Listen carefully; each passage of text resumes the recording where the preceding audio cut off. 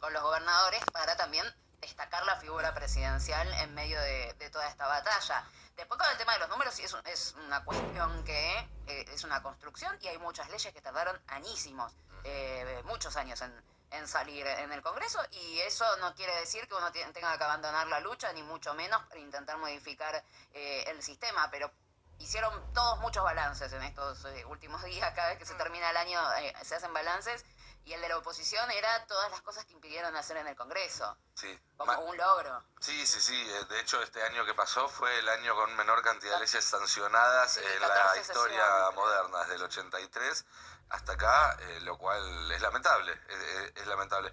Respecto a cómo sigue la cuestión, se va a reunir mañana el presidente con los gobernadores para tratar de consensuar el texto con los argumentos, porque un pedido de juicio político tiene que ingresar al Congreso por la Cámara de Diputados como si fuera un proyecto de ley, donde vos tenés la parte resolutiva, que tiene un solo artículo, que dice se pide el inicio del juicio político, pero luego tenés todos los argumentos, ¿sí? Y ahí eso es lo que se va a discutir luego en la comisión de juicio político, que es quien tiene que decidir si se firma o no un dictamen. Una vez que el dictamen se firma, se necesitan 2/3 de los diputados para elevar el juicio político, y la Cámara, que es la Cámara acusatoria, la de diputados, la que tiene que resolver es el Senado, también con 2/3. Pero bueno, cada uno de esos pasos, aprendamos también un poco de lo que ellos hicieron bien, entre comillas, en el sentido de que lo hicieron de manera exitosa en estos años. La condena a Cristina en la causa vialidad fue la primera condena a Cristina, pero en todos estos años ellos machacaron, con cada pasito que iba dando la causa, machacaban, y entonces Cristina llegó con la sensación de culpabilidad mucho antes de la condena. Bueno, acá, cuando ingrese al Congreso, va a ser una primera victoria, porque esto es algo que algunos vienen pidiendo hace mucho tiempo y se da ahora.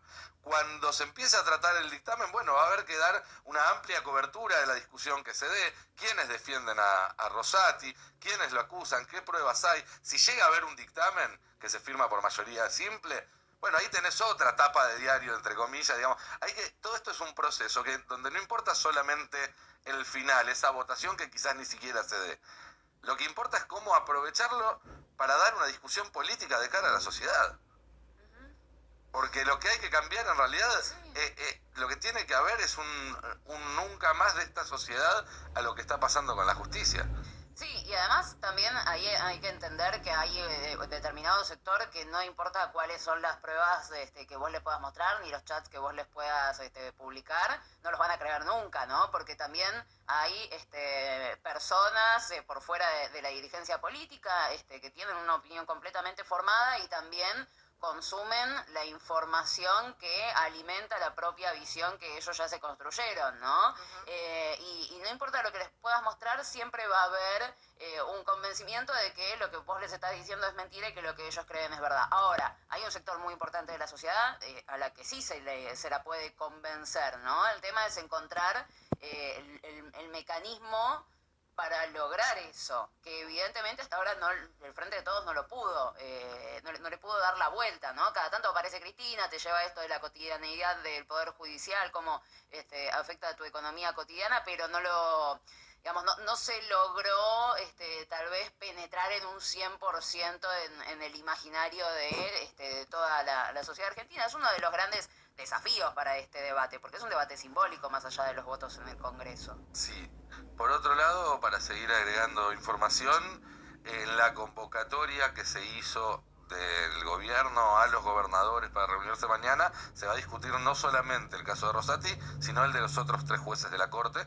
¿Sí? Los 4 van a ser investigados por la Comisión de Juicio Político, no solamente Rosati. Ese es un dato también importante, porque también da cuenta, digamos, más allá de que primero aparece Rosati porque aparecieron estos chats o estos presuntos chats entre su mano derecha, Robles, y de Alessandro, pero esto demuestra un accionar irregular de toda la Corte.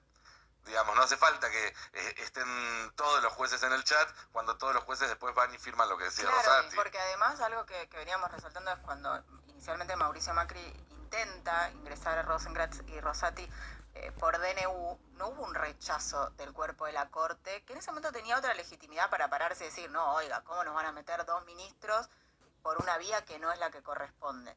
No, digo, si no hay un rechazo desde lo político, en la oposición en ese momento, del Frente de Todos principalmente, y de la sociedad en su representación, tal vez entraban por DNU 2 personas que iban a tener que resolver, por ejemplo, tiempo después el 2x1 para genocidas, que lo terminaron resolviendo, pero pasando por el Parlamento como corresponde y también con pliegos que fueron observados por distintas asociaciones civiles y organismos de derechos humanos.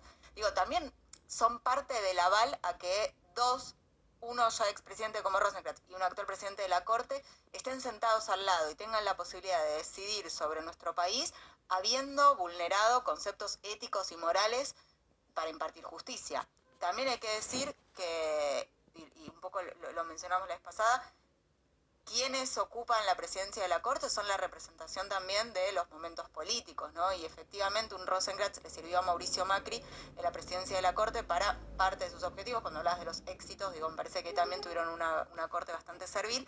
Hay que decir también que el criterio del 2x1 para genocidas fue revertido primero por la sociedad, pero que Rosenkrantz sigue defendiendo el 2x1 para genocidas. Por ejemplo, eso vive adentro de nuestra Corte. Hoy quedó en minoría, pero podría ser la mitad de la Corte si Rosati no se hubiera dado vuelta. Me parece que el punto es ya cómo seguimos también como sociedad con un sistema de justicia que ya vimos que está absolutamente viciado de corrupción y que vos nombrabas, Nico, la causa de obra pública en la que vimos absolutamente todo y hay quienes creen incluso que los fiscales condenaron y no los jueces porque fue una puesta en escena muy, muy burda de lo mediático.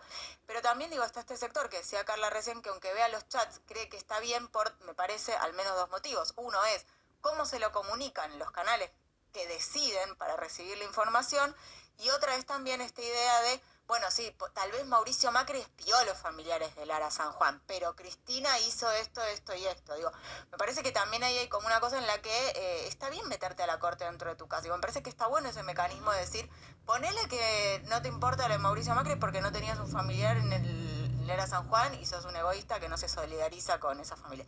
Ahora, te tiene que importar que la Corte decida que vos hoy pagues más de cable porque a la Corte le parece bien que pagues más cable. O, bueno, todo lo demás que ya sabemos. Y otra cosa más, y para cerrar este hermoso capítulo, no olvidemos que la Corte tiene varias causas todavía cajoneadas con las que también extorsiona. Sí, claro, guarda con cómo va a votar cada uno, o qué va a decir cada uno, o qué va a decir cada gobernador, porque la agenda de la Corte es la agenda de la operación El Apriete. Sí, por supuesto, desde ya.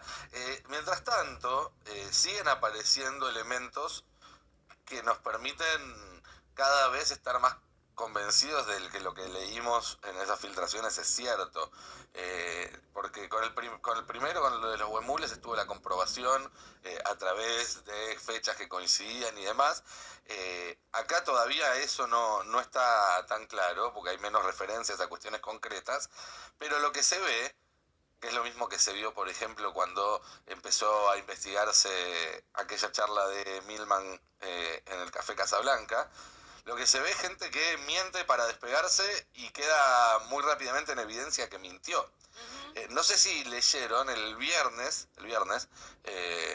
Marcelo Alessandro, que dio varias notas para salir a tratar de echarse la bandina, después de que Larreta aceptó mantenerlo en el cargo, algo que había estado en duda por varias horas.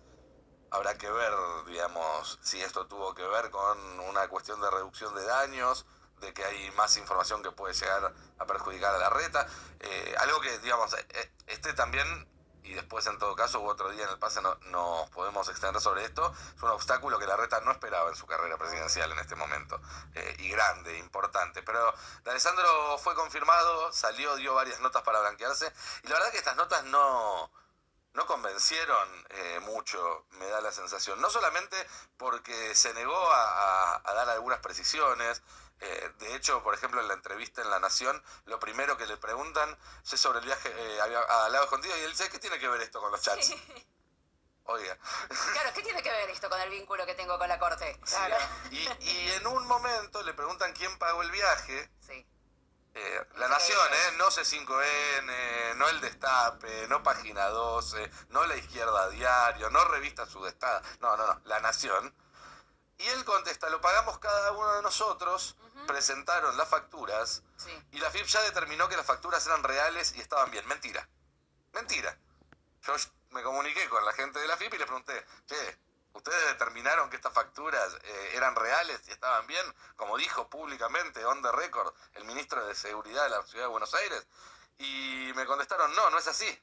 Consta en la causa que la FIP no pudo al momento validar la correcta facturación, contando incluso que la facturación emitida fue generada 4 días después del viaje, coincidiendo con la fecha de difusión del viaje y con todo lo que se dice en el chat. Claro, ellos viajan el 13 de octubre, esa es la ruta de vuelo, digamos, la planilla de vuelos del 13 de octubre, y si no me equivoco, el 17 creo que ya se radica la denuncia por el viaje, pero exactamente, ellos primero viajan y después pagan.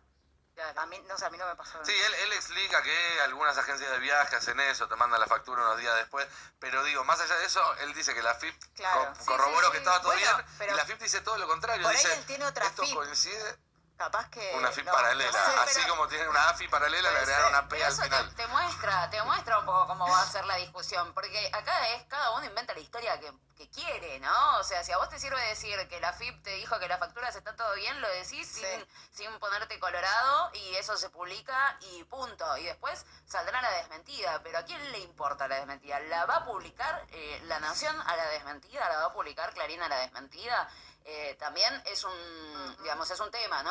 Vos podés ir y decir lo que quieras, contar tu versión de la historia, que coincide bastante con el guión que se había escrito por WhatsApp, y eso es algo que suele suceder con muchas cosas dentro de la oposición, porque ellos tienen la particularidad de siempre tener guiones armados y acotarse bastante a lo que dicen esos libretos ante determinado tema.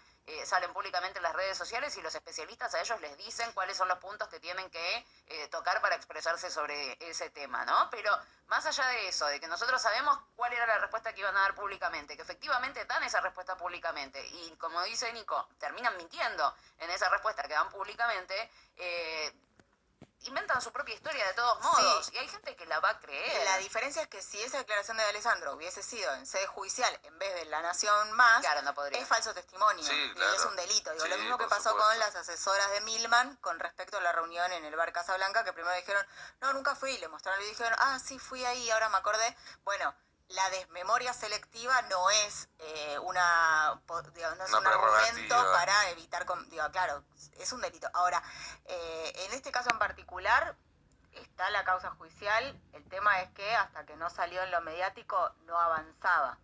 Claro, hasta que no se puso en Página 12, en El Destape, Cohete a la Luna y algún medio más, quedaba absolutamente en la impunidad. Sí, pero es importante eso, porque como Nico decía hace un rato, Cristina, como uno de los grandes éxitos de la oposición, fue que a cada pasito de la armada causa vialidad te machacaban en los medios de comunicación, y Cristina ya llegaba con el peso de la condena social y ya era culpable. Una causa que no querían además transmitir en televisión cuando era oral y pública. Claro, pero ahí imagínate, bueno, otra de las cosas, la importancia también de que estas cosas que afectan a la oposición también se conozcan, porque si no te machacan solamente de un lado y después el resto parece que va, hace un trámite, presenta un papel en la ventanilla de tribunales de Comodoro Pi y listo, se olvidó y no pasó absolutamente nada. Esa es parte de la batalla que hay que dar, claro. Esa es parte de la batalla que damos acá también, y por eso también es importante cuando se lo reconoce, como pasó este fin de semana con la nota de Ari, porque implica que es una batalla que está bueno dar. Hay algunos que parece que por momentos levantan la bandera blanca, ¿no? O que se sienten cómodos en esa situación de minoría en el panorama mediático. Y la diferencia creo que con el Destape es que el Destape quiere competir arriba, quiere llegar a tantos hogares, a tantos oídos, a tantos lugares, a tantos ojos como llega a cualquiera de los medios de la derecha. Sí, que está demostrado que les molesta, porque si no, no tendrías a Waldo Wolf presidiendo la Comisión de Libertad de Expresión, denunciando periodistas del Destape. Sí, ahora ya no, ahora fue promovido a secretario de hacer campaña por la reta, claro, en la ciudad de Buenos Aires. Sí. Hablemos un poco también de Brasil.